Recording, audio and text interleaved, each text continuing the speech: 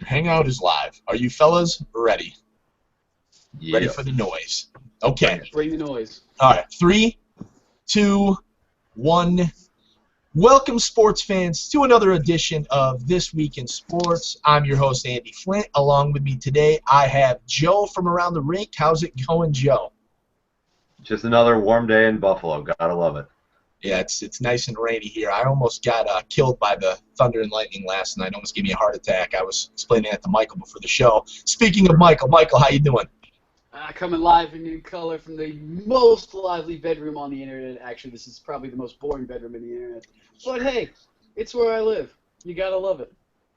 So we had our show last week. Some technical issues with the uploading and the downloading, and we lost the copy, and we were sad and we cried. And now we're over it, and we're going to bring you a great show today. Let's kick off with probably the biggest topic in sports right at the moment, and that is the NCAA Men's Championship game last night. Congratulations to UConn, who nobody in the world had winning except people who are fans of UConn. They defeated Kentucky, John Calipari in Kentucky, who were an 8 seed too. So it was the 7 and the 8 seed squaring off. I know a lot of people's opinions were that Kentucky was underseeded from the get-go. So I know that I personally run a pool with more than like 30 sheets turned in this year, and I had one Kentucky in the champion as the champion. I had no UConns. I think that Kentucky sheet was the only one that even had a championship team going, which is crazy to me. This is the first year in as long as I've been running a pool that I've seen, this much chaos. Florida kind of broke like 25 sheets. But let's talk about this a little bit. Kevin Ollie, kicking ass and taking names. Pardon my French, but that's exactly what's happened here. Let's go to you first, Michael. What do you take from this showdown? Well, I mean, first off, you got to give credit where credit is due. Congrats, UConn. Winning their third title in the state of Texas. Don't be surprised if they maybe do maybe move down to Texas. I mean, you could see a Texas-UConn connection there somewhere. I don't know. It's the only place they've ever won a title. But I don't think UConn won as much as Kentucky lost. Granted, you have 5 of probably the most talented freshmen in college basketball since the Michigan famed Fab Five, with Chris Webber, Jawan Howard, Jalen Rose, and 2 other guys that maybe had an NBA career. I don't even really know. But aside from that, I mean, how do you shoot 11 for 24 from the free throw line and expect to win a game? You lose by 6. Those points, you literally left points on the table. But again, you got to give credit where credit is due. In Cinderella fashion, I don't know if it was as Cinderella as the '83 NC State team, because that was probably the ultimate Cinderella story. But who would have thought that after the allegations came out in I think it was like 2010 when UConn got hit with sanctions, that they would be on top of the basketball world? I mean, you've got to give credit to that program. And, again, congratulations to UConn. Nobody saw it coming. I think 49,000 and some change out of 11+ million had UConn and Kentucky in the title game when it came to ESPN's bracket ordeal. So, I mean, if 5% of the country can get it right, that's cool. But, again, congrats to UConn. You guys played. You guys deserved it. Yeah, and real quick before we move to Joe, Jimmy King and Ray Jackson are the other 2 guys that were filled out the Fab Five, both of which did play in the NBA, neither of which had much of a career. Let's go to you, Joe. What are some of your takeaways? My takeaway is that Shabazz Napier really took away this game, and props to him and UConn for, going all the way. And, another Cinderella story. After Kemba Walker did it a couple of years back, I was just like, we'll never see Cinderella like that again. And then here we are a couple of years later, it's UConn again. Definitely props to Kevin Ollie. It's his first season after Jim Calhoun left that the team was tournament eligible. And look at it. They go all the way. That's absolutely remarkable. On the Kentucky end, obviously the shooting was a huge issue. They couldn't even shoot 40% from the field. 13 of 24 of 3 free throws. I mean, when you're that inefficient, you're obviously not going to win any games. Obviously, Kentucky was underseeded. We talked about that last week, and pretty much everybody has talked about that throughout the entire tournament. So I was really happy to see them make the championship game and kind of prove everybody wrong. Also, humble shout out to myself for having Kentucky in the championship game. That was pretty cool. Attaboy, yeah. Like I said, I had one Kentucky in all the sheets I had, and it was crazy. Shabazz Napier, I'm glad his name was brought up. The guy was dynamic throughout this entire tournament. He really made teams pay. And I heard a lot of negativity about Shabazz early on. It was crazy. I remember watching the Villanova game because Villanova's my team, and I mean UConn, they outmatched Villanova in almost every facet of the game. And a little bit to your point, Michael, about Kentucky losing this game, I think a lot of their struggles, Joe said with their field goal percentage, which was terrible, UConn's defense was deadly. Like, I think aside from Florida, I don't know the actual numbers, but just the eye test for me, besides Florida, I think UConn played the best defense in the entire tournament. And Agreed. I mean, they obviously ended up upsetting Florida. And I think I said last week, obviously the show never aired, but I said last week that I felt like it was a bad matchup for UConn because Florida played the same style of basketball, but they were just better at it. So, I mean, double guns to the head, I'm wrong. Michael, you sounded like you want to say something there. Yeah, real quick. I mean, if UConn had the best free throw shooting percentage in the entire tournament, I think they were, if I remember reading correctly, 101 for 115 in the entire tournament. That is outstanding. I mean, that is awesome. So, props to that, and props to Shabazz Napier. And see, again, I'm forgetting two other guys that were on this 2011 team as freshmen that won it, and winning it again as seniors in 2014. It's the first time it's ever been done in college basketball history. So, I mean, you look at UConn making history again. I mean, that's fantastic. Good for them. But, I mean, where was Julius Randle? Julius Randle, 10 points, 6 rebounds in the entire game. I kind of feel like, and now, mind you, I didn't watch the game. I was too busy watching a Modern Family marathon, which, by the way, get into that show if you haven't. It's really funny. Quick plug. It almost seemed like if you leave that many points at the free throw line, that there was pressure that these 5 fantastically talented freshmen could not get over. Like, it almost seemed like there was almost like a I don't want to go as to call like a maybe they're not as mentally tough as they thought, but it almost seemed like when you needed to take that extra step, that one final push. I mean, you've won every game in the tournament by no less than, I think it was like 6 points. You needed to take that last step to get to where you wanted to be at the beginning of the season, and you couldn't take it. It kind of seemed like they kind of buckled a little bit. Well, let me tell you about Julius Randle because you wondered where he went. This is the same UConn team that they upset Michigan State, and Michigan State was another one who a lot of people had on their brackets. If you Obama look had at, him. I don't care what Obama had. If you Neither do I. Because Obama's a problem, and so are ESPN analysts. Because the reason so many people chose Michigan State are because Obama and because ESPN analysts chose them.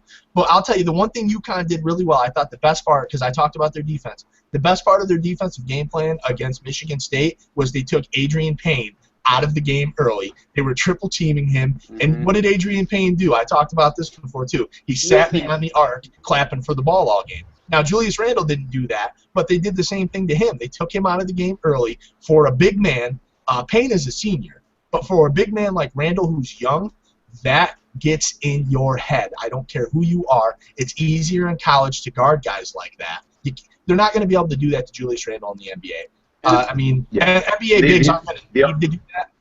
But the other thing with go ahead, Joe. If I can hop in here. The other thing with Julius Randle too is that I forget if he rolled his ankle at the end of the Wisconsin game or if it was in Warmest of the National Championships, but it was on the same leg that he had an injury that cost him his whole high school season. Yeah. So obviously, he's there's no excuses for playing, nicked up in the national championship, but obviously that could have been a factor as well. I mean, And bottom real quick, line, I since we're think talking boils about- down to the sorry, fact. sorry. The bottom line boils down to the fact that UConn they deserved it. They played They did. tremendous. Yeah. Their game plan, Kevin Ollie's game plans coming into this game. I don't want to give him all the credit because the players were great, but his plans to take these big guys out early and to just play, 40 minutes of nonstop defense, it was your face. tremendous. And Real real quick quick, before we move since on, let me ask you. Well, okay, Michael, you go first, and then I'll ask you Yeah, a question. since we were talking about ESPN analysts, real quick, a huge shout out to Digger Phelps retiring after 20+ years as an NBA analyst. Digger, I love you, man. You're one of the reasons why I got up to watch, college basketball Saturdays in the mornings. I always felt like I learned a lot from you, man. I know you'll probably never see that, but that's going to be a huge loss for ESPN. All right, last question to this, and then we'll move on to our next topic. And let's make it really quick. LeBron James is endorsing the heck out of Shabazz Napier. He said Shabazz Napier is the best point guard coming in to the, that's going to be able to come into the NBA now. Oh my God. Fair or foul, Joe? You were shaking your head. Let's go to you first. Is he right or wrong? We had people coming into this tournament who I was talking to that said Shabazz shouldn't even get drafted this year. I mean, obviously he's going to be a first. Obviously, he's going to be a first rounder after his tournament performance. And I saw him during the game last night. He had to be at least I don't know 6 feet back from the 3-point line. Just stands back, drains it. This kid's got ice in his veins. He plays awesome defense. He's going to make it to the NBA. But there's this kid, Dante Exum, Australian kid.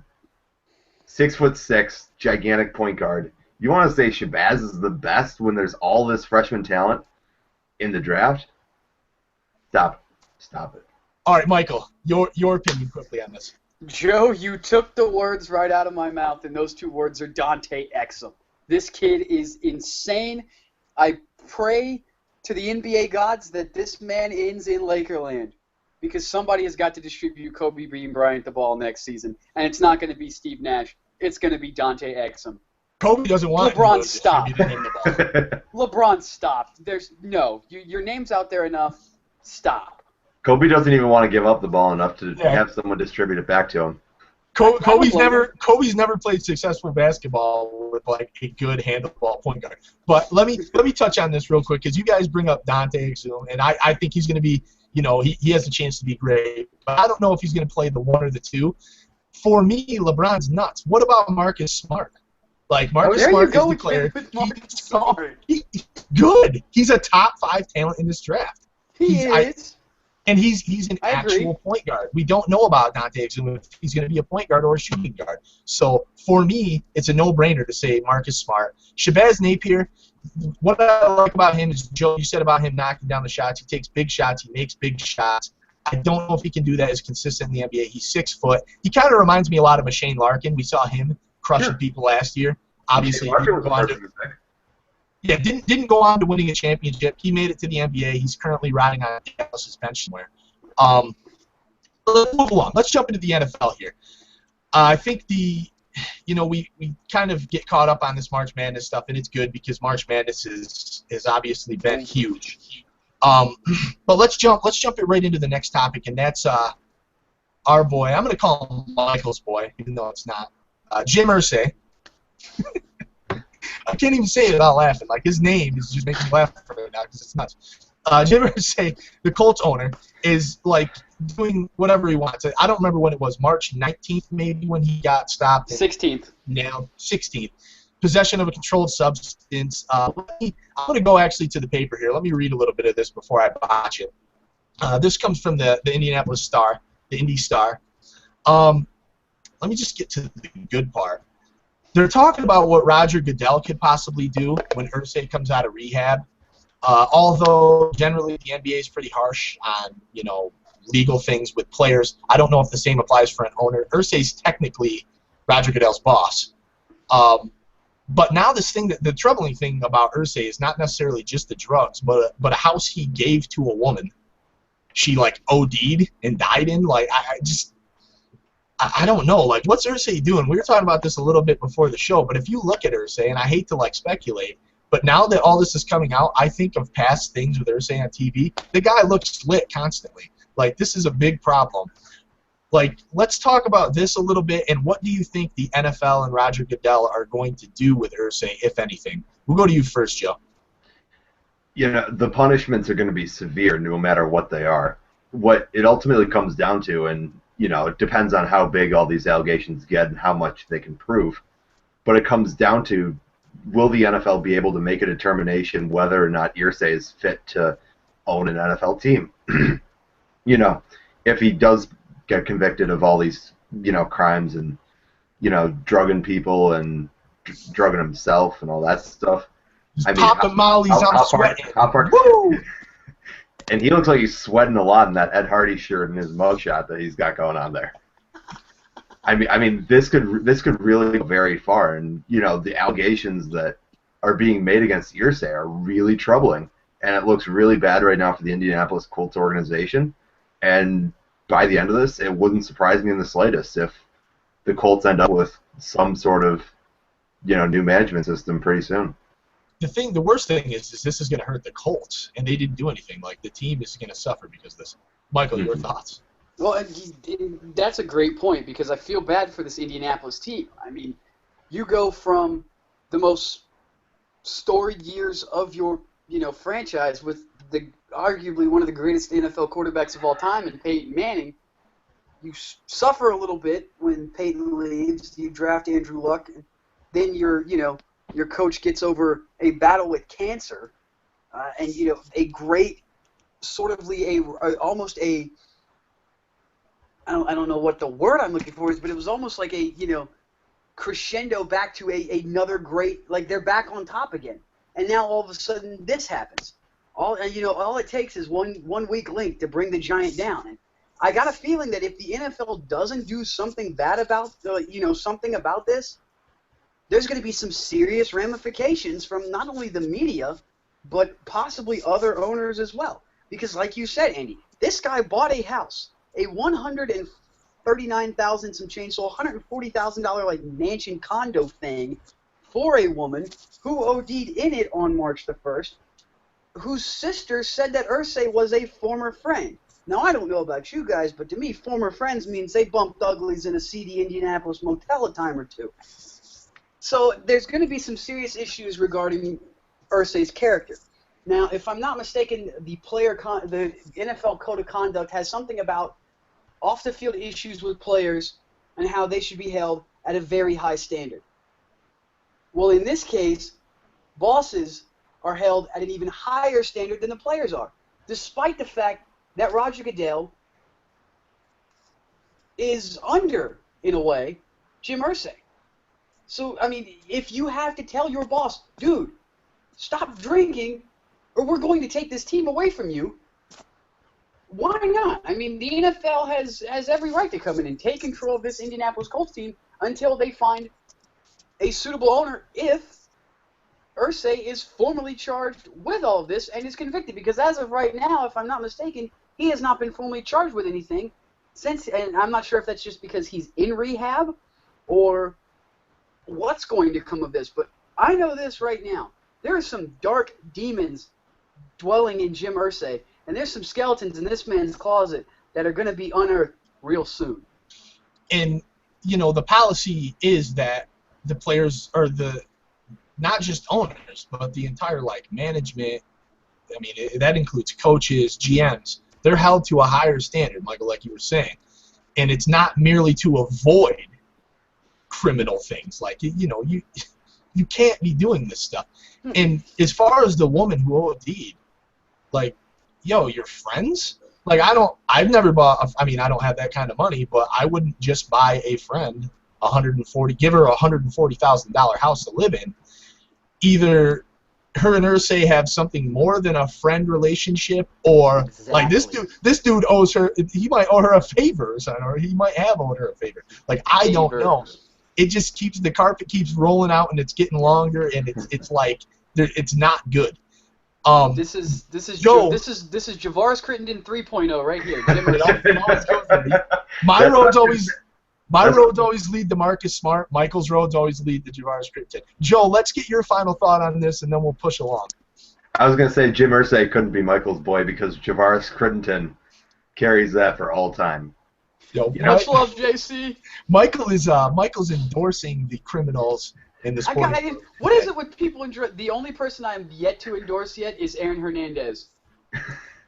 Now, but if he's convicted, if this whole thing about him actually murdering that other guy in 2010, maybe I'll fly the Aaron Hernandez flag. But as of right now, I just stick to the drug addicts and the alcoholics. Which, by the way, shout out to Vasilevsky from the Raptors for getting arrested.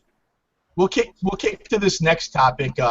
This is one Mike will like. No, it's not about Gilbert Arenas or Javaris Critton or anything like that. Not about drugs at all. It's just about John Calipari. John Calipari. So we're going to talk John Calipari and the Lakers. Now, this came out, I guess, a couple days ago or yesterday.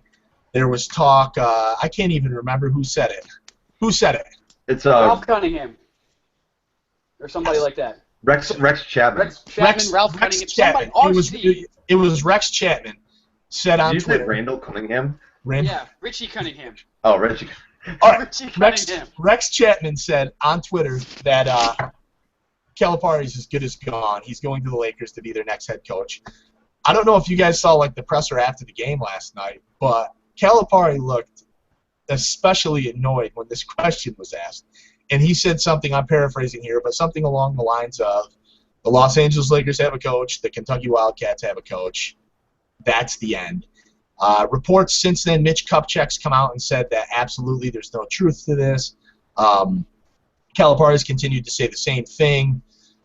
I've seen it on some Lakers posts, Lakers blogs, things of that nature. But, like, the way Calipari answered that, he was annoyed, yes, but he did just lose the national championship. I feel like he kind of dodged the question in a way. So we've got to talk about this. We'll go to you first, Michael, since you're a Lakers fan. Like, first of all, do you think it's going to happen? And if so, do you like the move? Do I want it to happen is a hell yes. Do I think it's going to happen? Hell no. Not only have the Buss family given a vote of confidence, and I still don't know why, because I got to think that Mr. Buss is starting to get senile here since he did this. Given a vote of confidence to that coach that we have. We saw this. Not going to say his name? No, Okay. Dude, this guy's like Voldemort now. You don't speak this guy's name. This is the Voldemort of the NBA right here. We saw this same song and dance with the Knicks in 2012 trying to bring John Calipari in. It didn't happen. Calipari goes on to do a national title run with Kentucky just now, and of course the Knicks are the Knicks. We see this. But at the same time, like you said, he did just lose the national title. His team did have an abhorrently bad of free throw percentages as, I don't know, maybe a fifth grade basketball team. There was just an awful thing. And granted, that probably was not the best time to be asking a question like that. However, this Rex Chapman guy, Kentucky great, never heard of him until last night. Now, granted, I don't follow Kentucky basketball. I'm not Ashley Judd. But, I mean, I've had to have, heard of somebody like that that's good. I mean, everybody's heard of somebody like that. Never heard of this guy. So, if he's a reliable source, great. If it's going to happen, thank you. Because John Calipari is a basketball genius. He would bring credibility back to this Lakers squad. I would love the move. But if it's not going to happen, how about this for a dark horse candidate? Kareem Abdul-Jabbar. You've got Magic Johnson running the team. You've got who has, I don't know, he's kind of put some life back in this Lakers squad. It's getting newer. Not as exciting because you keep losing. But why not bring a guy in who is a Laker? Kareem has, he's learned basketball from the greats. He built Lakerland in the 70s. He's the reason why the Lakers are the Lakers, besides Kobe Bryant and, Magic and all these other greats that have put on the purple and gold. Somebody that can bring tradition back to LA, because we have it's gone. It's gone in Lakerland. Now imagine if Greg Popovich had just lost Game 7 of the NBA Finals and you asked him a question like that. It was the wrong time to ask Calipari a question like that. I feel like Greg Popovich would have taken a microphone and beat the reporter to death with it, and then strangled everybody else who was in the room just for the hell of it. So let's go to you, Joe. What do you think? Do you think that this is probable, and if so, is it a good move? Well, first off, I just want to touch on Mike's Kareem proposition because, not that they're the same people, but Jason Kidd's had more than his fair share of troubles with, the Brooklyn Nets fan favorite becoming head coach. It's working out now. Yeah, exactly. Yeah, The Nets are absolutely. hot. Took a little adjustment period, but man, they really putting it together. Absolutely. But back over to Calipari.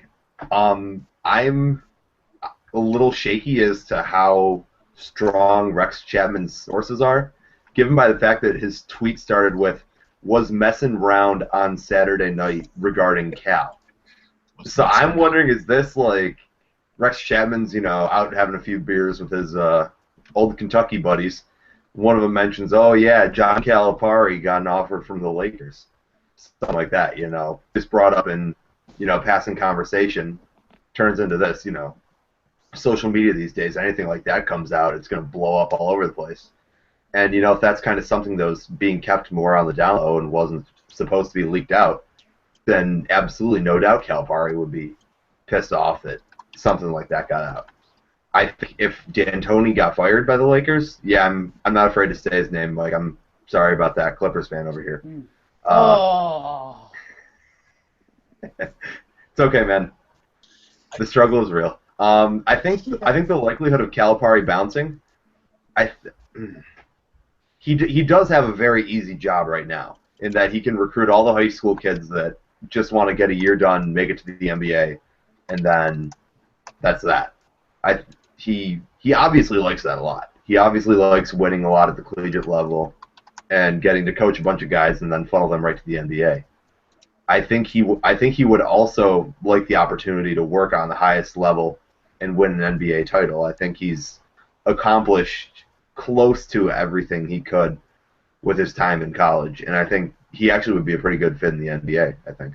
Yeah, I think he would too, because honestly, I think he produces NBA players. So, that part of that's credited to Kentucky's recruiting system, obviously. But I mean, you look at a lot of the guys that he sends in the NBA, like the John Walls, guys of that nature. I mean, these guys are incredibly athletic, guards who can take over the pace of the game. Typically lack a jump shot. But first of all, for me, Rex Chat, do I believe John Calipari calls up Rex Chapman and tells him, hey, I'm going to brush my teeth. Hey, I'm going to go grab some lunch. Hey, I'm going to go take a job with the Lakers. For some reason, I just don't see that. I don't, have – I believe maybe they have a relationship, but I don't think it's to the point. Just think about somebody who coached you on any level of sports in your life. Do you think that coach, 20 years down the road, 15 years down the road, is calling you to tell you, his next move? I don't understand it. I don't think there's much behind it. Now, if there's a rumor that Chapman caught wind of from somebody else, perhaps, and Calipari's probably not going to say, hey, yeah, I'm leaving. Screw you guys. I'm done. We talked about this with Tom Izzo a little bit, I think, on King's Court. Correct, Michael? Was that last week on King's Court? We talked about this. Yes, we did. And, we touched on being a college basketball coach for a big-name school, and Kentucky is one of the biggest of them all. I mean, look at some of the guys in recent history who have gone to the NBA from Kentucky. I mean, you have your Anthony Davis, you have DeMarcus Cousins, you have John Wall, you have Michael Kidd-Gilchrist, these types of players. Actually, shout out to Michael Kidd-Gilchrist. I saw a nice picture of him being made to sport that UConn jersey by teammate Kemba Walker. But yeah, I feel like this rumor seems a little silly. I don't like the source. I feel like the source is shaky. We know that these college coaches have a good gig, and Calipari said, "I have the best job in the country." College basketball coaches for these big schools, especially, make a great living. They kill it. They're mopping it up. The one thing I think that would make me lean towards him going to the NBA would be the fact that when you come and play basketball at Kentucky, generally nowadays, you're one and done. And he touched on that a little bit last night. You don't get the chance to see these players build. Coming to the NBA, to the Lakers, I mean, I know the turnover in the NBA is high at times too, but generally players are there for more than 1 year. Shout out to Dwight Howard. But yeah, I feel like that could be something that could be the allure to get him to the NBA. Obviously, it's Lakers land, one of the most storied franchises in all of sports. But maybe to be able to have 2, 3, 4, 5, 6 years or beyond with some of these players, like that's hard to pass up. Let's jump into this last. Especially if Julius Randle goes to LA. Especially if they can find a way to get Julius Randle in LA, it could be done. It could happen. But that would be huge. That would be huge. Let's jump into our last topic. We're going to shift back to the NFL and Peter's favorite guy, Michael Vick. What's going on right now is Michael Vick obviously is a member of the New York Jets. They do their training camp is in Cortland, New York, SUNY Cortland. It's kind of almost my neck of the woods, a little closer to New York City. But a petition with over 1,500 signatures has surfaced. They do not want Michael Vick there in Cortland. This is obviously things stemming from his dog fighting and yada, yada, yada. Michael Vick, you're never getting away from that. Let's go to you first, Joe. What do you think about this? What are your thoughts? This topic kind of angers me a little bit because what Michael Vick did, nobody's going to forgive that, absolutely. And they shouldn't. Yeah, exactly. But he did his time in jail. He's come back to the NFL. He's been humble. He's been quiet. And the only time that the dogfighting incident has ever come up is when some random writer decides, oh, yeah, did you guys remember what Michael Vick did? Why are we even celebrating him in any way, shape, or form?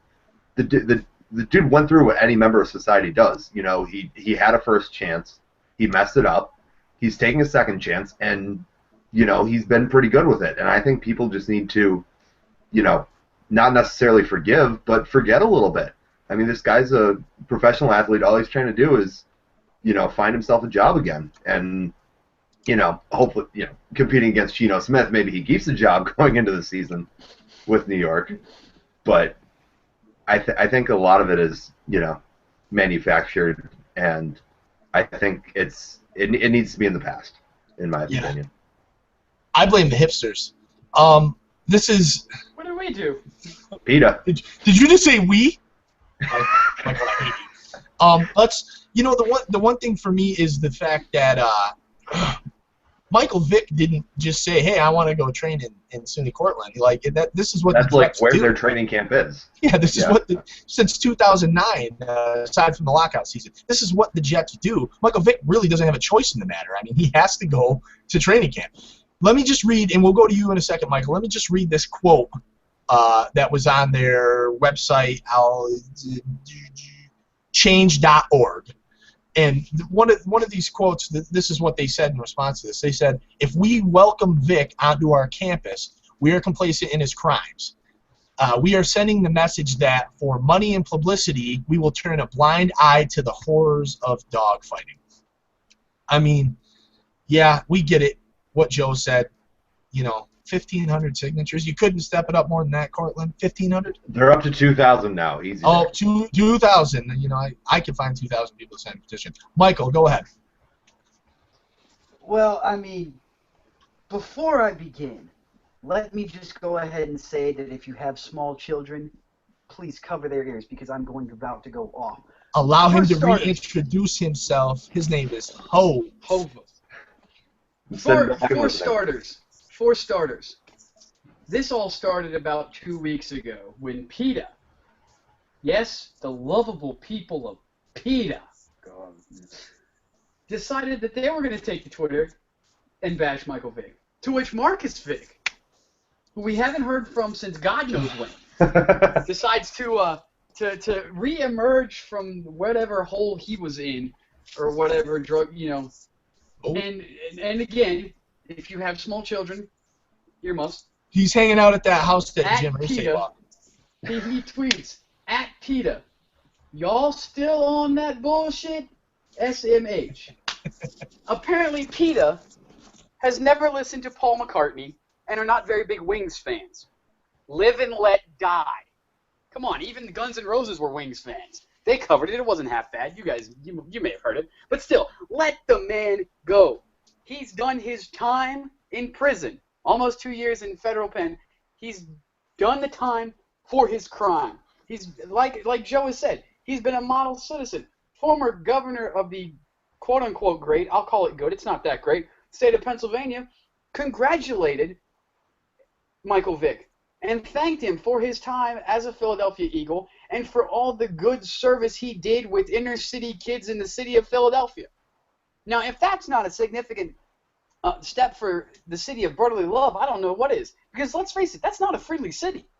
And the fact that somebody is willing to go above and beyond to help out inner city kids in the city of Philadelphia, that's a star like that, that says something. The man has been trying to be better, to better himself. Stop bringing it up. Let the man just live his life and rebuild. Come on. It's not that difficult. You guys can find 55,000 other people to bash about this whole thing. And 2,000 signatures? Are you kidding me? I get it, New York. You guys love to protest. You protested the Knicks. Didn't really work out for you. I respect your right to protest. Am I a Michael Vick fan? No. Never liked the guy. As a football player or as a person. I respect him, though, for what he's done post-dogfighting 2000, whatever it was. He's trying to better himself. Let the man go. 2002 long ago. Yeah, exactly. I feel like I'm going to beat a dead horse when it comes to this. Don't do that because PETA will be pissed. Yeah, well, you know what, PETA? I eat tasty animals, okay? I hunt. I own guns. You can't take that away from me. I'm going to eat animals. Three things. I got a couple quick things. All right, yeah, go ahead, Joe. Going back to the Wings covers, Foo Fighters did a cover of Band on the Run. Not that good. I'm mentioning it, but don't even bother. That's so disappointing. Second off on Michael Vick. This isn't 26, 27-year-old Michael Vick in his prime making tens of millions of dollars. This is mid-30s Michael Vick who's been through 2 years of jail. He's a mature guy. He doesn't have a choice. If he wants a job, he's got to do this. And third off, this petition has about 2,000 signatures, not 200,000. The internet collected over 100,000 signatures to try to get the White House to build a Death Star. If something is really worth the time, that's awesome. they'll get a petition. Why did I not know about that? And while we're talking about petitions, you didn't hear about that? Oh yeah. No. They issued a formal response and all that stuff. While we're on petitions, real quick, this wasn't quite a petition, but a couple months ago, I was really angry because I was on Orlando Magic website, and they were doing an NCAA-style bracket for players, for best players. Indiana rallied on their website to get Victor Oladipo out of the first round against Penny Hardaway. He hadn't played a game for Orlando yet. And they rallied, I think it was like 5,000 or 6,000 votes to get Victor Oladipo past Penny Hardaway. I was so mad. SUNY Cortland, step your game up. But real quick, let me touch on this other subject, and this is Michael Prosser here, our hockey guy, our DC sports guy. He just went in on the city of Philly. Shout out to Jimmy, Devin, and B. Austin of War Room Sports. I hope you're hearing this. He went in on Philly. He went in on New York, the entire state. And he went in on PETA and started talking about guns. I have a feeling the show is at its last week. We're going to get shut down. Michael Prosser has officially went off the reservation this week. It was enjoyable, though.